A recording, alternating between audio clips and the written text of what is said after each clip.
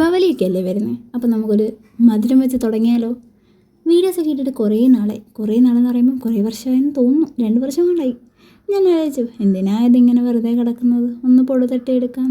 അങ്ങനെ ഞാൻ വിചാരിച്ചു എന്തായാലും തുടങ്ങുമല്ലേ, നമുക്കൊരു മധുരത്തിൽ തുടങ്ങാം. അങ്ങനെ ഗൈസ്, ഇന്ന് നമ്മൾ ഉണ്ടാക്കാൻ പോകുന്നതാണ് ഗുലാബ് ജാമുൻ. അപ്പോൾ നിങ്ങൾക്ക് അറിയാമല്ലോ എൻ്റെ റെസിപ്പീസൊക്കെ. ഇത് കണക്ക് ബ്രെഡ് എടുക്കുക, അതിനെ കുറച്ച് എണ്ണയും കുറച്ച് പാലും ഒഴിച്ച് ഒന്ന് മിക്സ് ചെയ്യുക. എന്നിട്ട് ചെറിയ ചെറിയ ബോൾസ് ആക്കിയിട്ട് ഇങ്ങനെ ഫ്രൈ ചെയ്തെടുക്കുക. എന്നിട്ട് ഒരു പാത്രത്തിലേക്ക് ഒരു 1/2 കപ്പ് പഞ്ചസാര, അതുപോലെ തന്നെ ആവശ്യത്തിന് വെള്ളം ഒക്കെ ഒഴിച്ച് നല്ലപോലെ ഇങ്ങനെ ആക്കിയെടുത്തതിന് ശേഷം എന്ത് ചെയ്യണം, കുറച്ച് ഏലക്ക ഇട്ട് കൊടുക്കണം. കുറച്ചല്ല ഗൈസ്, ഒരേലക്ക ഇട്ട് കൊടുത്തിട്ട് നല്ലപോലെ അതിനിങ്ങനെ കുറുക്കിയെടുക്കണം.